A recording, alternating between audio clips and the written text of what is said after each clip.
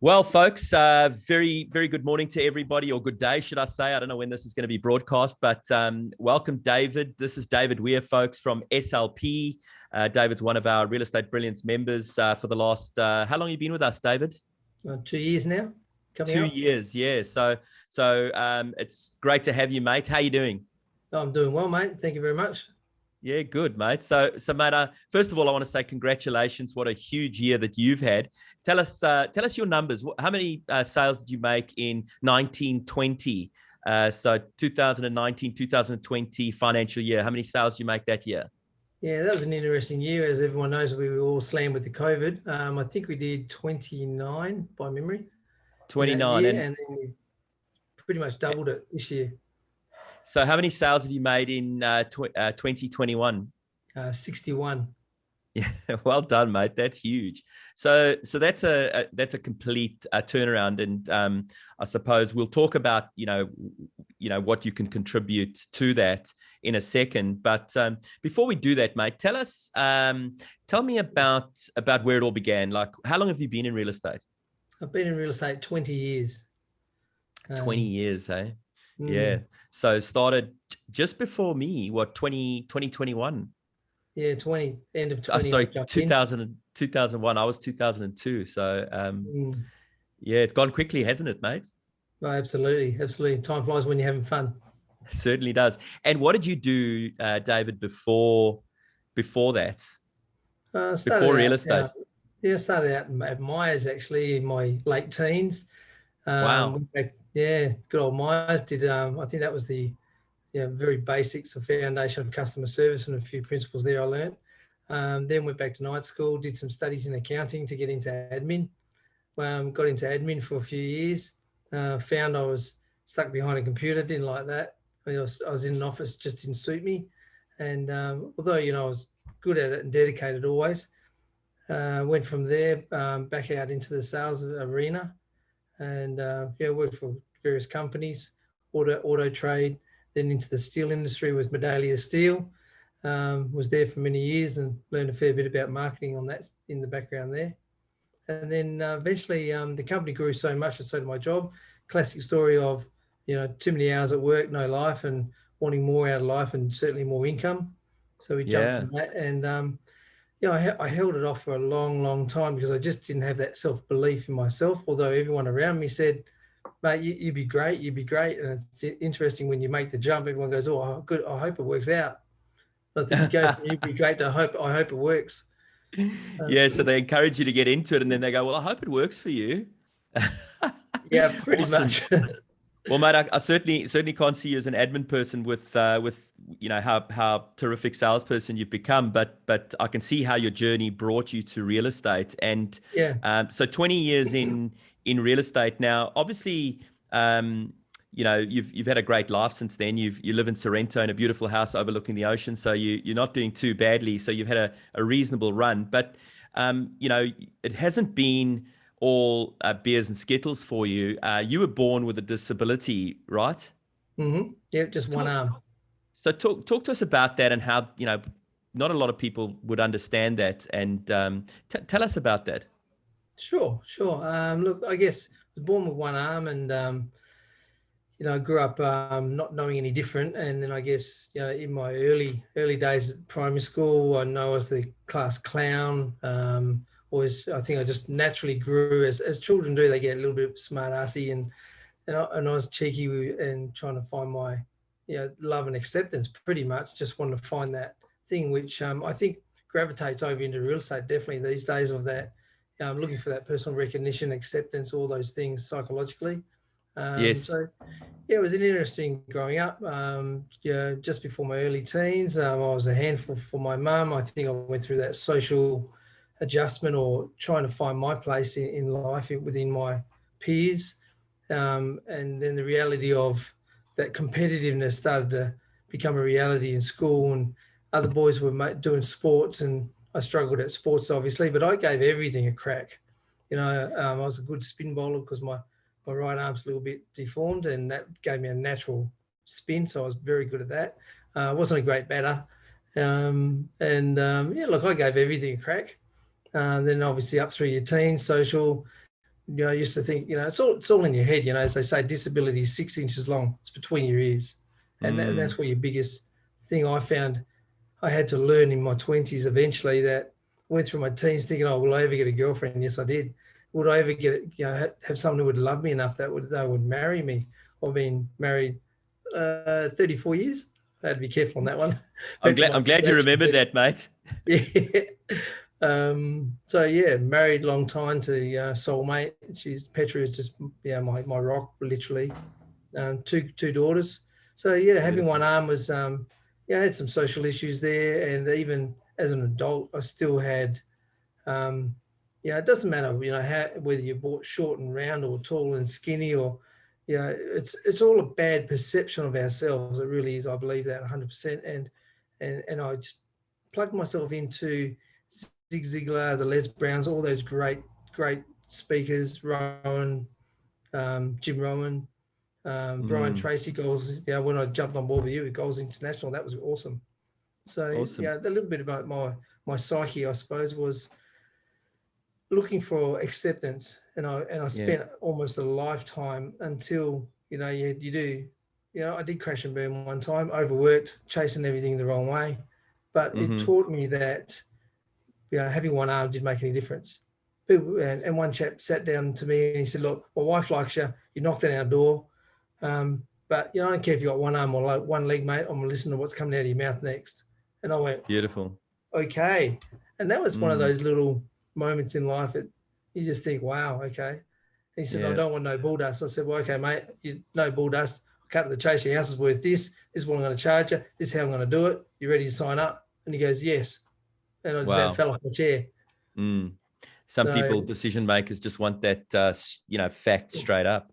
Yeah, mate, that's remarkable. That's a beautiful story. And since you've been with us, and we've been friends for a while because we did some work early on as well. There's nothing you can't do. You drive a car. You're a great real estate agent. I saw you recently doing renovations on your house and physically involved in that yourself.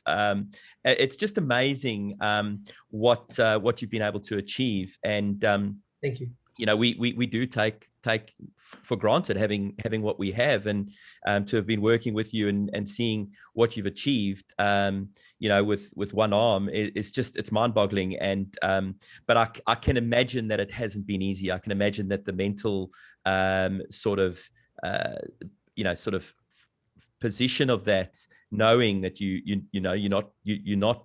don't have two arms, and that how is everyone else going to perceive you?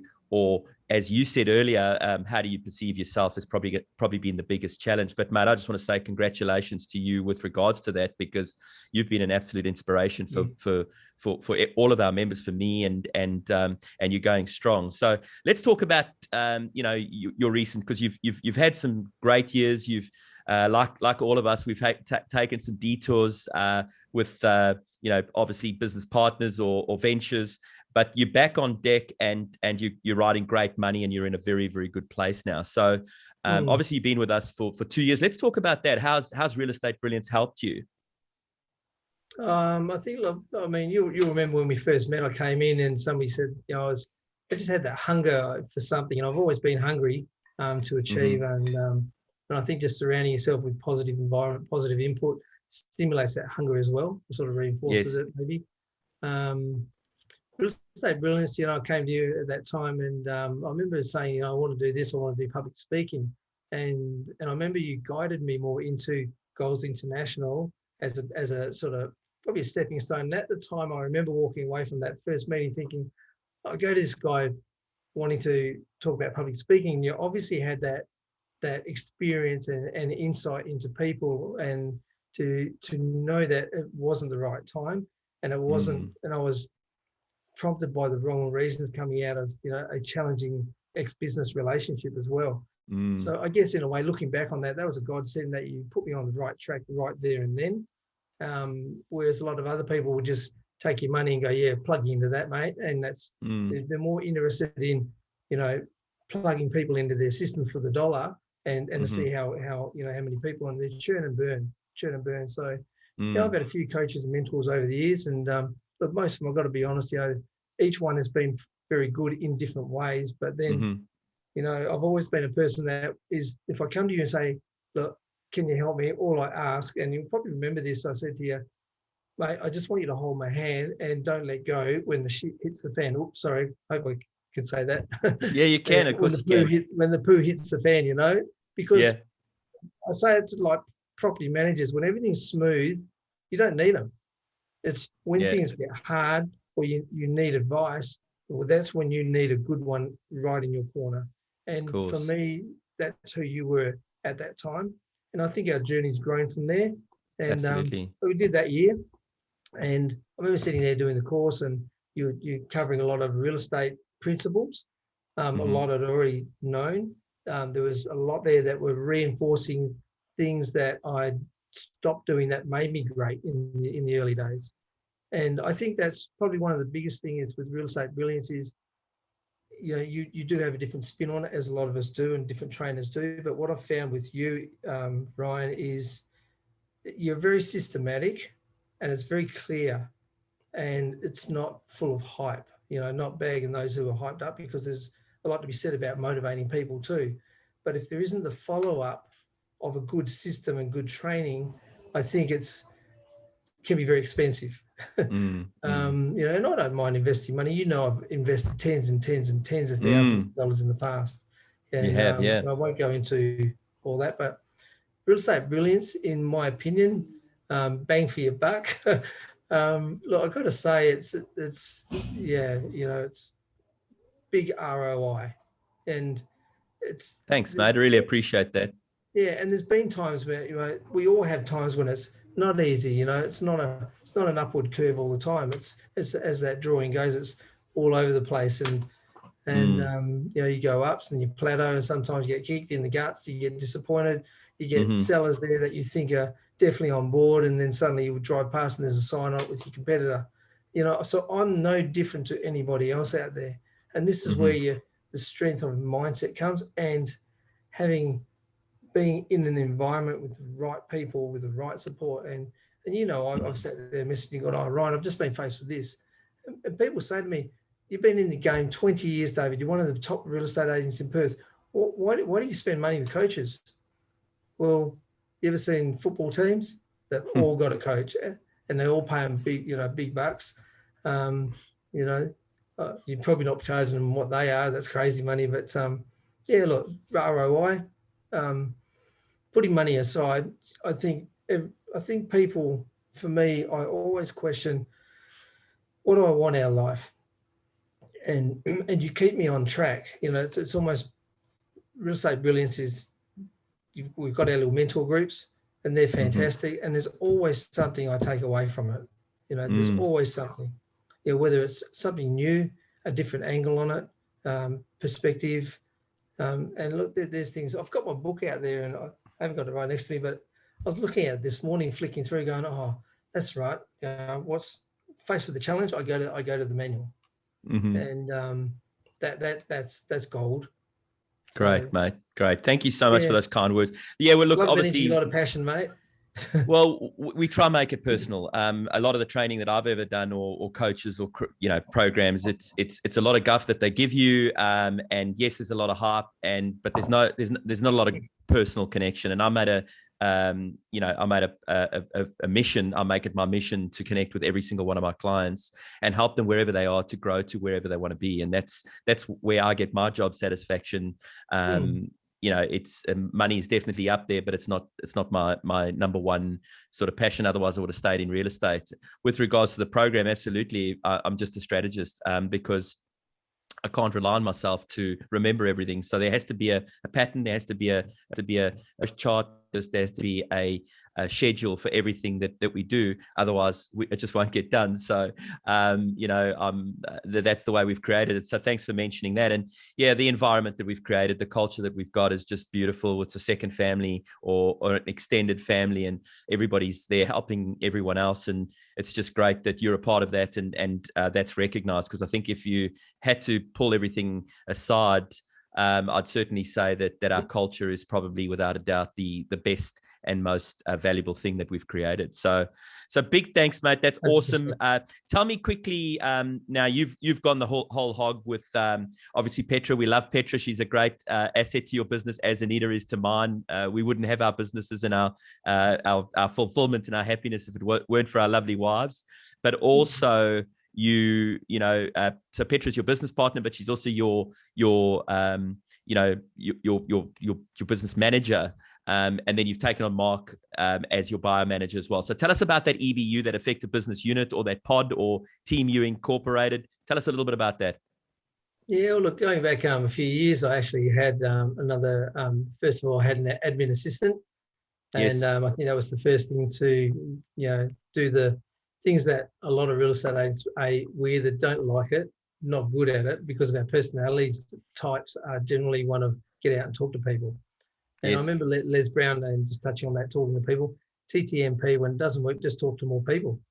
Yes. It's a big numbers game. But Petra is a big anchor, having the all the admin taken care of. Going back in the early days, admin and doing accounting studies and things like that, and just did my head in. But I love you and me both. Yeah. Well, we're people. We're people. Yeah. We love that. Talk to people. We get passion from helping others, and connections. That reward that comes from that. Petra takes care of all those. I won't say they're non-dollar productive activities, because they are dollar productive, because it frees my time up to go out and do what I'm really good at, and that's talk to people and find out what they need. Having one arm. Somebody once said to me, a chap by the name Mike, he was one of the number one top agents in Perth many years ago, and we were chatting one day, and he goes, there's a couple of things about you, Dave. He said, I've noticed it. And I said, what's that? He said, one, you love the thrill of the chase. He said, you love that adrenaline. And I said, yeah. He said, mate, I guarantee you that comes from a desire to want to be accepted and serve people. I went, wow, that's interesting. And no one had ever said that to me in my life. So, these are little epiphanies you get along the way. Petra takes care of the admin side to let me do what I love doing and what I'm good at. Frees my time up. Also gives me, I think one thing I've learned is, as you go on and you establish yourself in real estate and you do those basics time and time again, and that's what you've got to do, you start generating business. You start getting busy. When you get busy, you stop doing the things that got you to be busy, and then you've got all the admin side of it. And my first employer said to me, when I was complaining about, oh my God, there's so much paperwork here. And she said, look, if we told you how much admin paperwork there was in real estate, you probably wouldn't jump in. No, you wouldn't. It's and that's tough. when I got my first part-time PA many years back. So we've got busy. That's freed my time up. It helps to take care of the back end. It makes sure that your clients are really, really happy with your service, which is critical, because they're going to be the ones running out going, yeah, look, they got my house sold and they did an okay job, or they're going to run out and go, oh, look, they got my house sold. It's either, yeah, look, the price was okay, or the price was fantastic, but geez, the service was second to none. These guys are always there. They were never, that thing that makes them talk at the barbecue. Exactly. So that was really important. And then Mark, invaluable. There's only so many hours in the day. There's only so many time slots you can do home opens on. And depending how you structure your business or what you want to do or what level you want to achieve. Yes. And like I said before, look, the money's great. Money's not dirty words. What you do with it's important. But look, hey, you never knock back a good income, but not at the cost of your life, and don't worry, a lot of us have been there. Like I said, I dropped out, for about a week one time, just to soul search and find who the hell I was, because I was so on the edge of burnout. That was not long before I caught up with you, actually. So thank you very much for that once again. No worries, mate. No worries. It's on a personal level. So Mark, he's jumped on board. He's filled that hole where I was struggling. I was just thinking, man, I'm getting no time off. And I used to fear, well, what are my clients going to say? Well, Mark's a 15-year standing agent. And we either love chasing it or we love selling it, or both. So if you're both, you're never going to be able to do both effectively 100% unless you get support. Exactly. That's Yeah, I think what the viewers need to understand is that real estate is split down the middle. There's the servicing of the sellers and the listing and the vendor management and the negotiation with the seller, and then there's the meeting with all the buyers and mapping through and building the relationships with all the buyers. That is too much for one agent to do, especially if you want to be successful and do some type of volume. And you know, why wouldn't you if you were in real estate? So there's a definite line there that most agents don't really understand, that if they don't have a support person in a hybrid buyer manager or a full-time buyer manager, they're just not giving the service, and they're not being able to reach a little bit higher than that low-hanging fruit to get the real fruit. And that is the buyers that are not telling us the truth, because they are looking for someone that they can build a relationship with first before they say, yeah, look, I want you to come and sell our house before we buy. So, but Mark's filled that group, that gap for you. So you've got the perfect tripod, I call it, or the effective business unit, which you've all heard before, and Team U Incorporated. Tell me where to from here, David. Where you aim to go? Because obviously after 20 years, you'd starting to look out there and say, I know Petra wants a little small holding so she can do a little bit of farming and veggie growing, and so obviously, so where to from here?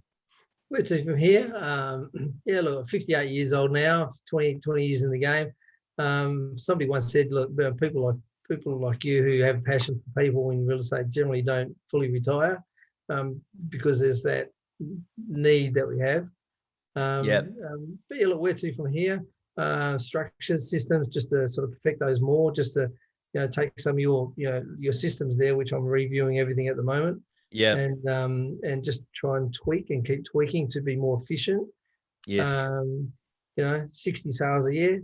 Yeah, look, how do you go past that? Well, that's just, we've got to get more efficient. I know that. Better systemized, or more stricter on the systems. It's not that I don't know them. It's just, we don't do them 100%. Nobody ever does. We're always letting go. Yeah, absolutely. Yeah, it's fears. There's so many. The more and more I look into this stuff, there's so many fears that drive us in different things: fear of rejection, fear of not being accepted, fear of not being able to make it, fear of success. Oh, geez, what happens when and I've had that actually not long ago. I'm looking at it going, crikeys, we put a bit of that, what I call the Ryan petrol on the fire out there in the marketplace with your systems. And, don't worry, we got boxes of marketing stuff there. I'm looking at it going, if I dump all this out there right now, I'm going to have that many appraisals. I'm going to have a problem. And I'm thinking, yes, okay. And this is why that thought prompts me to look at my system, so that when that wave comes, you're ready for it. And yes, exactly. I think coaches and training, being in this environment, for me, keeps me prepares me. Anyone out there you throw a lot of marketing out there, you talk to a lot of people, and you're going to generate business. It's just, that's how it works. It's the law of cause and effect. Do something, get something. Do nothing, get nothing. But the key to the law of cause and effect is to keep doing it and be consistent with it, and that's when it consistently comes back to you. So yes. And your goals. Yeah. Reviewing my goals. Once again, it's about being in real estate brilliance. Helps to review goals.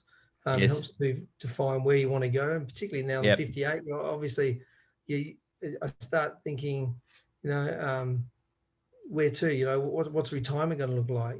Because you intend on living a long time, and you think, well, how much have we got? What do we want to do? Putting money aside. It's the goals. What's going to make us happy? Yeah, Petra would love a couple of acres up in Two Rocks. Whether or not that's going to be a permanent place to live, or it becomes a hobby farm. Which is not, off the radar. We looked at a couple of blocks up there, and we thought, geez, you could just about buy a block up there, drop a kit home on it, or and play around with it, and just as the sort of slowly gravitate into that lifestyle, travel, time off. So so a lot of options. So obviously no solid. no solid plans for retirement. Work because you want to work. Maybe go out on the boat, list 2 or 3 properties a week. Let Mark and Petra sell them, and you and I go sort of up and down the coastline and have a couple of beers, mate. That type of thing. That's a good goal. Definitely, I'll be up for that for sure. Me too. I mean, mate, just before we let you go there, and it's been a great interview, so really appreciate it. Thank you so much, mate. But give us two tips that you would offer. I suppose agents who have been in the game for more than 10 years and are too busy, not getting lifestyle. What couple of tips would you offer them? Plug in. No. Okay. Plug into Real Estate Brilliance. Absolutely. Thanks, mate. Yeah. Oh, look, there's a lot of guys out there, and you think, they've been in the game a long time, they've done all right, they're doing well, and from the outside, you're looking at them, and when you talk to them, they go, "Oh man, I just don't have any time off." So number one, I think it's sit down and structure your time and work out. That old analogy, the big rocks, little rocks, and that was something I remember when we did in yours. And the speedo, what are the things that we do that take a mountain of energy that we can delegate to somebody else? Because as a good real estate agent, your time's not it's not $25 an hour. It's like $250 an hour. Correct. And you've got to work out what your time's worth. And this is where letting go. So yeah, look, I look at good systems starting with an ideal week and structure. And if you're, analytical, as I call them, the analytical nightmares out there, you're going to break it down to 5 minutes. Well, that's not me. You want to be a lawyer, do that. Me, I work in just chunks.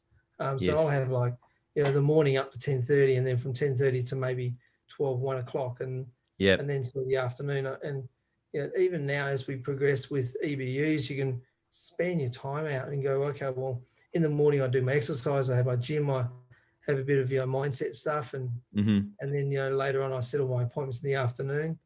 Start to learn that who your important clients are. Beautiful. Start to learn who are you going to spend your time of $250 an hour with? Exactly. Selective. So planning, structure, just taking control. Hey, mate, that's another law of the universe. You're in control and just get in the driver's seat and planning. But I suppose the learning how to do that is because there is simple structures and systems that can help you achieve this quite easily, isn't there? Absolutely. And probably the last thing I'd probably say is, and I always bring myself back to it. Now, I'm not, I'll be the first one to say, I'm not an expert in any one of these areas. I do some of them great, some not so great. And, I get off track sometimes, but I know having our catch-ups and your mentor groups minimizes how far off track I can get. And sometimes just keeps bringing you back, doesn't it? Bring you back. Yeah. And it's like that. What's that? Heat seeker principle, missile. It's never on track. It's never going in a straight line. It's going off track, coming back, and it's got beautiful. REB for me is a guidance system. Wow. On track is probably a good way to put it. And it's helped. I love that, mate. Yeah, it also helps me to be aware or keep coming back to, your mind, body, spirit, and all these things. So I've got to look at, for many, many years, decades now, started out listening to Zig Ziglar, and that just put me on this journey. So that's something I would say. You've got to feed your mind with the good stuff. The world is full of negativity. There's a lot of COVID scare out there, a lot of fears generated from it. Fear of will get sick. What's going to happen? What's going to happen to the economy? Oh, we all thought we were out of the woods. Now have a look at the eastern states. They're all going into lockdown, and we're going, okay, we've got the Delta out there now. Yeah, we can keep that out there. I don't want that here. No. So these are natural human things. So getting back to that, between your head, between your ears, you've got to look at it and go, turn the flipping TV off. Turn that news off. I remember years ago I stopped buying newspapers while they were still printing them, and just went, it's just crap. Just mental protein versus mental candy, mate. Fill your mind as you should your body with with proteins and nutrients rather than candy and fats and trans fats and crap like that. It's the same as your mind, and your mind is the most powerful and important organ in your body because it controls the whole damn show. So absolutely, mate, beautiful. Yeah. It's been an amazing interview. You're an inspiration. Thanks, and yeah, we can't wait to get you doing some more talking gigs and events as things sort of continue, because you've been amazing. Big love and hugs to Petra, and shout out to Mark. And mate, keep up the good work. We just love you as part of the group, and you know, you're a great mate now. Thanks, so congratulations and well done, mate. Thank you so much. Got to be fun. Thank you. See you guys. Cheers.